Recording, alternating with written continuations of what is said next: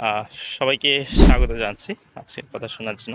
আজকে আমরা নতুন একটা ইন্টারেস্টিং বিষয় নিয়ে আলোচনা করব। সেটা হচ্ছে আমাদের হরমুজ প্রণালী, সবচেয়ে বেশি আলোচিত এই টপিকটা। এবং এই হরমুজ প্রণালীর যে ব্যবসায়িক গুরুত্ব অথবা অর্থনৈতিক গুরুত্ব পৃথিবীতে কেমন, এটা নিয়ে আমরা একটু আলোচনা করব। আর আমি আছি বর্তমানে চাঁদপুর জেলা স্টেডিয়াম। আমার পিছনে যে জেলা স্টেডিয়াম দেখা যাচ্ছে। আহ, প্রণালী জিনিসটা কি, এটা আগে একটু ব্যাখ্যা করে নিই। প্রণালী হচ্ছে প্রাকৃতিকভাবে সৃষ্টি, দুইটি মহাসাগরকে সংযুক্তি করে আর হচ্ছে দুইটি দেশকে বিচ্ছিন্ন করে। হরমুজ প্রণালী পারস্য উপসাগর এবং হচ্ছে ওমান উপসাগর, এই দুইটা দেশকে সংযুক্ত করেছে।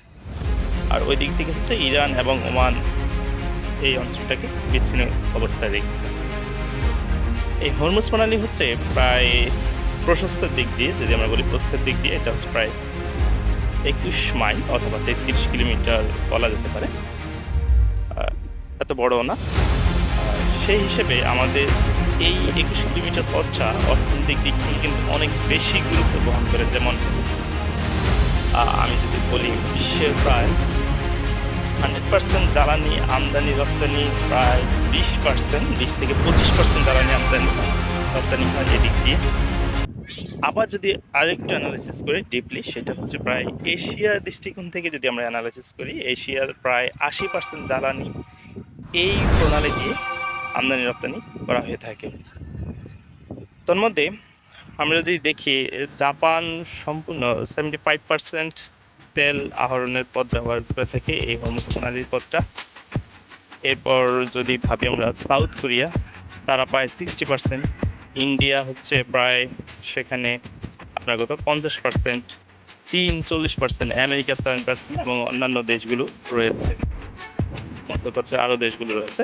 তার মধ্যে কাতার এনএনসি এক্সপোর্ট করে, লিকুইফাইড ন্যাচারাল গ্যাস, সেটা তারা সম্পূর্ণ হচ্ছে 100% তারা এই প্রণালীটা ব্যবহার করে ফর দেয়ার এক্সপোর্ট। বাংলাদেশের অন্যান্য দেশে তারা আমরা এই প্রণালী ব্যবহার করে আমাদের যে জ্বালানি আছে সেগুলো আমরা এনে থাকি। সেই দৃষ্টিকোণ থেকে বলা যেতে পারে এই প্রণালীর যেই গুরুত্ব অর্থনৈতিক দৃষ্টিকোণ থেকে এটা অনেক বেশি। বর্তমানে যুদ্ধ বিধ্বস্ত অবস্থায় থাকার কারণে এই পয়েন্টের গুরুত্ব আরও অনেক বেড়ে গেছে। কারণ হচ্ছে এখানে ইরান যেইভাবে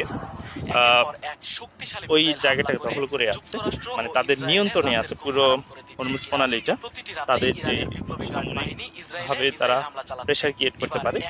তাই যুদ্ধ থাকার কারণে বর্তমানে ওই অঞ্চলে যে আনা নেওয়া বা সাপ্লাই চেনে একটা ঘাটতি দেখা দিয়েছে। আর থাকার কারণে তারা ব্যারেল 179 থেকে 1 লাখ দিয়ে আপনার 115 চলে গেছে। আবার ইরান সেদিকে তারা থ্রেট দিয়েছে যে তাদের প্রায় কত হবে, $200 করে কিনতে হবে, থ্রেট দিয়েছে। সো বর্তমান যুদ্ধের প্রেক্ষাপটে যদি চিন্তা করেন, তাহলে কিন্তু এটার প্রভাব কিন্তু আরও অনেক বেশি।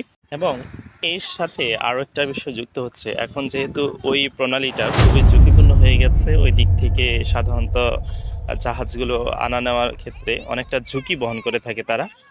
সেই দৃষ্টিকোণ থেকে এখন কিন্তু কস্টিং আরও অনেক বেড়ে গেছে, বিশেষ করে যে মেরিন ইন্স্যুরেন্সের ক্ষেত্রে। ওইখানে কিন্তু প্রিমিয়ামের রেটটা কিন্তু অনেক বেশি দিতে হবে এখন। এইসব দৃষ্টিকোণ যদি বিবেচনা করি, তাহলে দেখা যাচ্ছে হরমুজ প্রণালী হচ্ছে এমন একটা জায়গা যেটা আপনি যদি কোনো একদিনকার জন্য যদি একটু অফ রাখেন, তাহলে দেখা যাচ্ছে এটার প্রভাব পুরো বিশ্বের অর্থনীতিকে নেতিবাচকভাবে প্রভাবিত করে থাকে। সো এটার প্রভাবটা আমাদের দৃষ্টিকোণ থেকে আমরা যতটা না ভাবি, আসলে বিশ্বের এটার প্রভাবটা আরও অনেক বেশি। যদিও বাংলাদেশে এটার আঁচ এখনও লাগেনি, না লাগলেও কিন্তু বর্তমানে দেখা যাচ্ছে এটার যেই ঘাটতি ভবিষ্যতে পড়তেও পারে যদি যুদ্ধ চলমান থাকে। তাহলে ইতিমধ্যে আমরা দেখতে পেয়েছি আমাদের যে পুরো বাংলাদেশ ব্যাপী যে জ্বালানি সংগ্রহের চিত্র, লাইন অনেক দূর চলে গেছে, গাড়ি ঘোড়ার লাইন অনেক দূর চলে গেছে। তারা বাইক বলেন, গাড়ি বলেন, জ্বালানি সংগ্রহ করার জন্য তারা, এবং সরকার রেশনিং সিস্টেম করে দিয়েছে যে এতটুকুর বেশি তারা নিতে পারবে না জ্বালানি। সো যুদ্ধটা যদি দীর্ঘায়িত হয়, তাহলে সেটা আসলে আমাদের মতো স্বল্পোন্নত দেশগুলোর জন্য খুবই নেতিবাচক প্রভাব আনবে। এবং জ্বালানি সাপ্লাই রাখা খুব গুরুত্বপূর্ণ সব দৃষ্টিকোণ থেকে। আদারওয়াইজ এটা অনেক বড় ইম্প্যাক্ট ফেলবে দেশের ইকোনমিতে, শুধু আমাদের না, অন্য দেশের প্রতিও। আর হচ্ছে বর্তমানে এটা দীর্ঘায়িত হবে না আশা করি, কারণ হচ্ছে পার্শ্ব উপসাগর দেশগুলো তাদেরও যে অর্থনীতির ক্ষতি হচ্ছে এটার জন্য কিন্তু আমেরিকাকে তারা প্রেশারাইজ করবে যুদ্ধটা বন্ধ করার জন্য। আর ইতিমধ্যে ট্রাম্প কিন্তু বিভিন্নভাবে সে বলে যাচ্ছে যে আমি যুদ্ধে জয়ী হয়ে গেছি, তাদের আর কোনো টার্গেট নাই কী করার জন্য, হিট করার জন্য। সো সেই দৃষ্টিকোণ থেকে সে চাচ্ছে বের হয়ে আসার জন্য, কিন্তু ইরান তাকে এত সহজে ছাড়ছে না।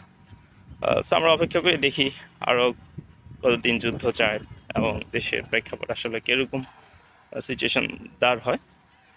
এটা আমাদের অ্যাজ এ বিজনেস স্টুডেন্ট হিসেবে আমাদের জানা উচিত। আমরা অনেক শিক্ষার্থী ছিলেন, অনেক ধরনের প্রশ্ন করেছিলেন ক্লাসে, সেই দৃষ্টিকোণ থেকে বললাম। সো ভালো থাকবেন সবাই, আসসালামু আলাইকুম সবাইকে।